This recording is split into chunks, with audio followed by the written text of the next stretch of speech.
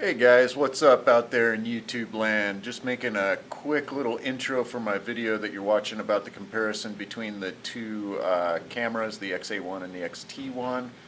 First and foremost, thanks for checking out the channel. Make sure that you subscribe, make sure you hit that like button and the bell notifications if you would like to know when I put up new videos. So right over here we've got my computer. It is rendering the video that we are getting ready to watch, and I am just hand holding this with the microphone on the hot shoe.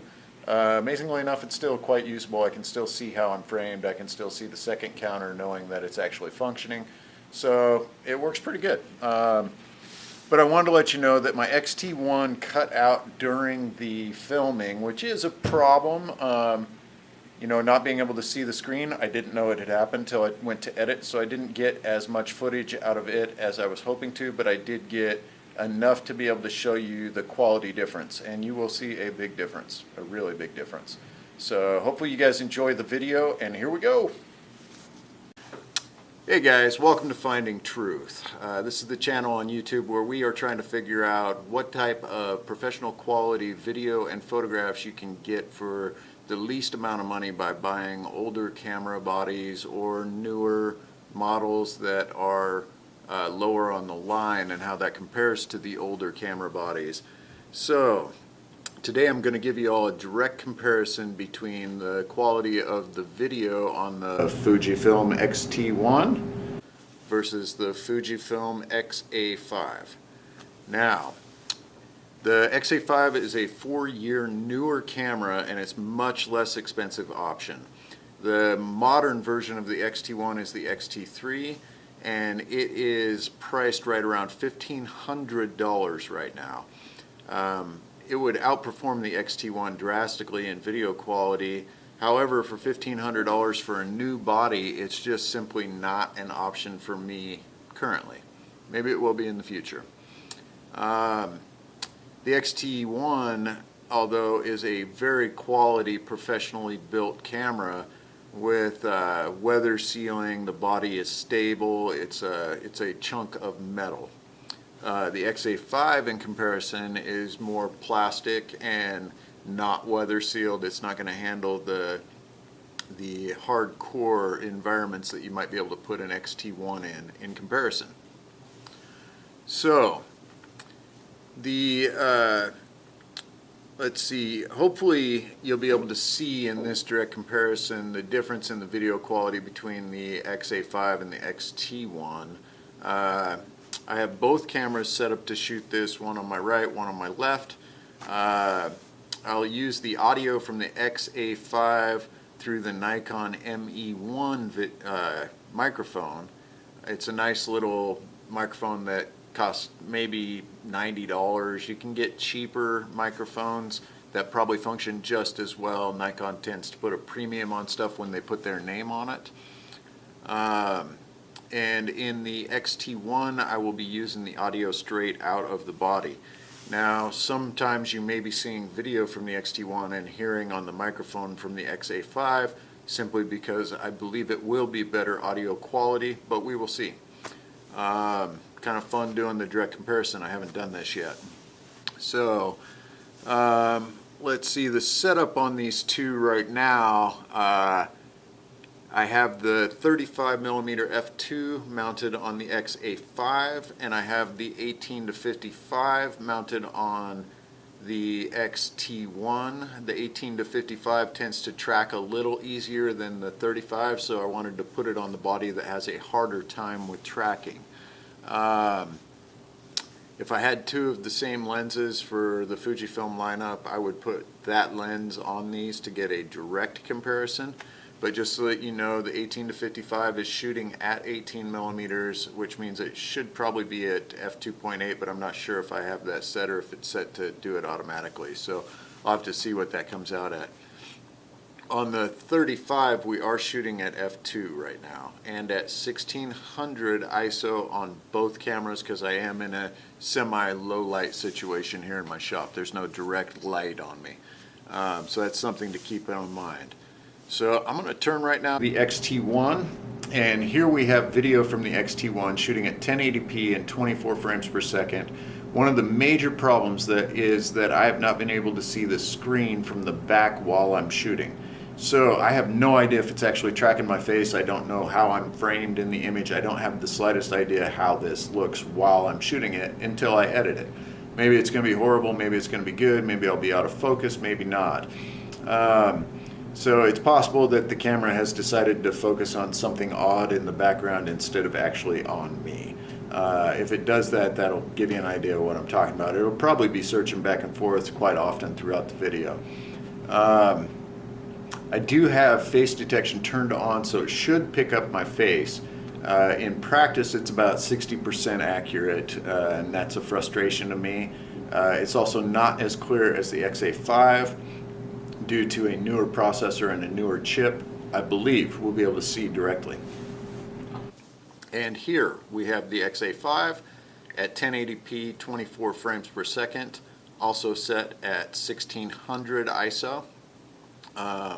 I'm interested to check out the amount of light gathering that this chip is capable of doing versus the X-T1, just to see if 1600 is 1600 on both of them when shooting video.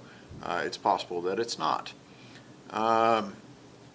Let's see, it tends to be, to my eye, much sharper video on this X-A5.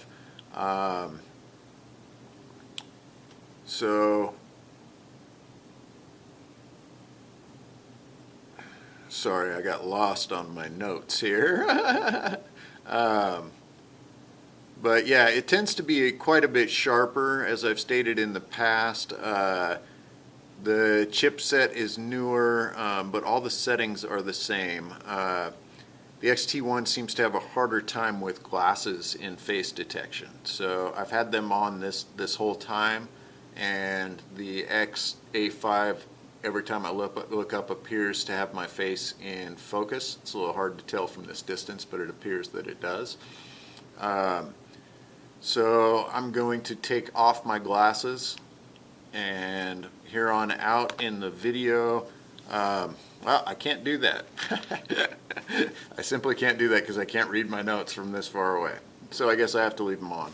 But here on out throughout the video, I'll just be flipping back and forth between the two cameras, probably still using the audio from the ME1 even when the cameras switch, if it's better audio.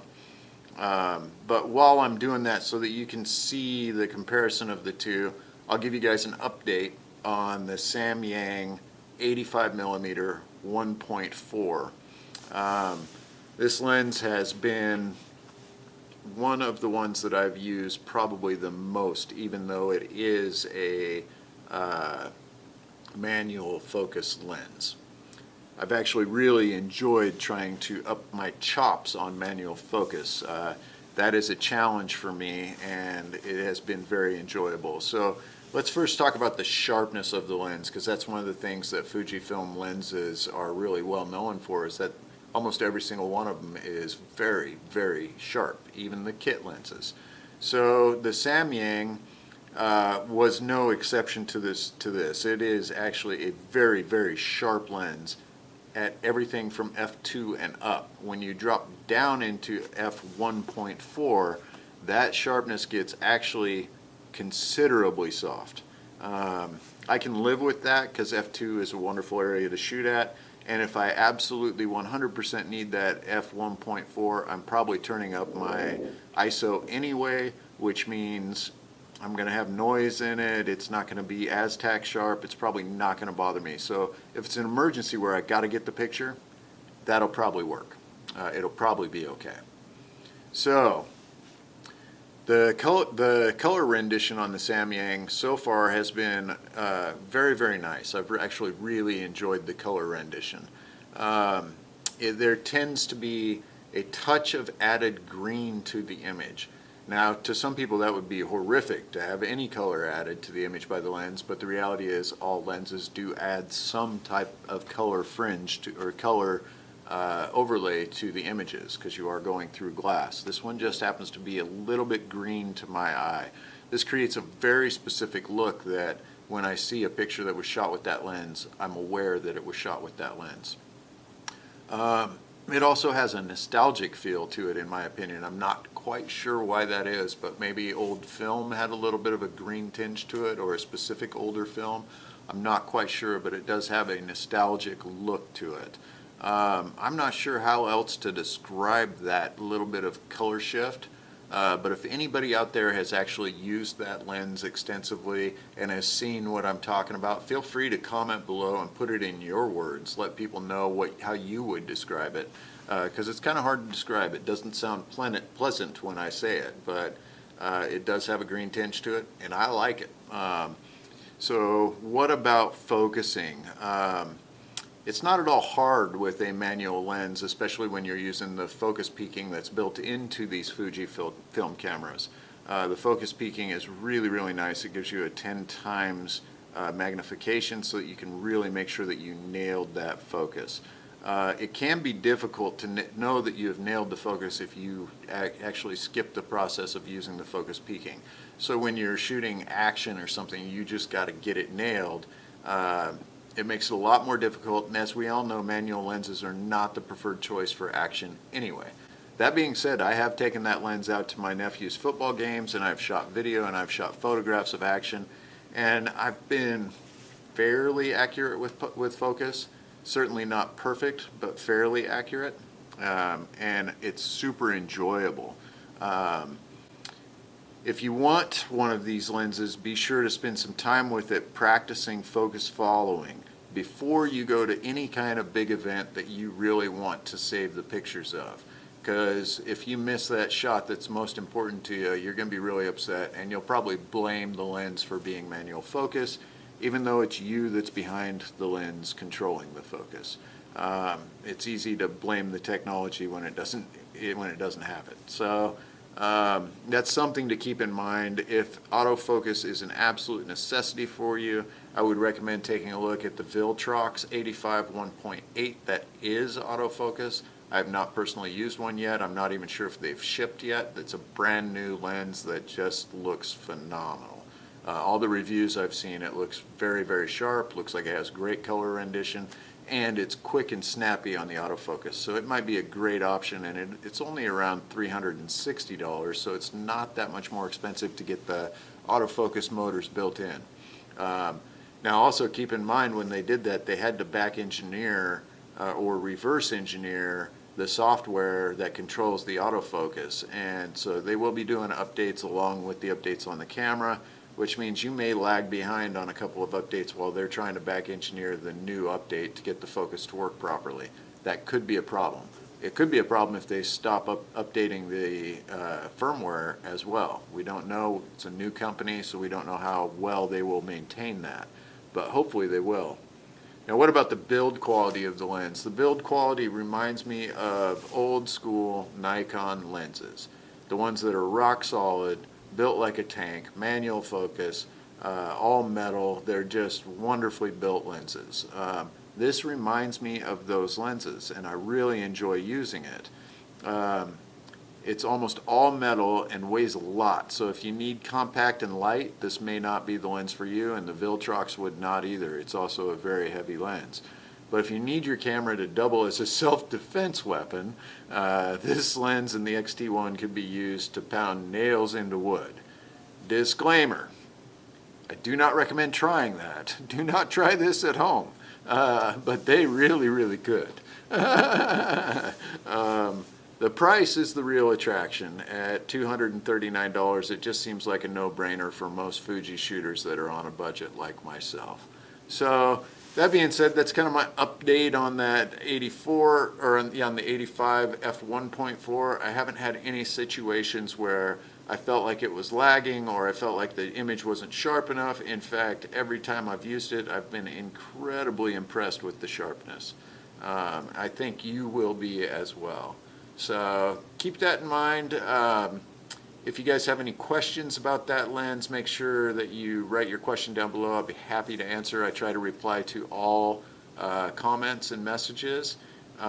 Be sure that if you want to make sure that this station stays around and there's more information on these cameras and more tests like this one, A being direct comparison, make sure that you hit that like button and the subscribe button and the bell button to get notifications. Of those three, the most important one to me is that like button. So if you want to help me out, hit that like button, because it will put this video in front of more users, which will help build the channel and help spread the word, making it easier for me to build the channel faster in the future with better quality videos and better quality equipment. So that being said, thanks for tuning in, guys, and we'll see you again on the next one. Have a great day.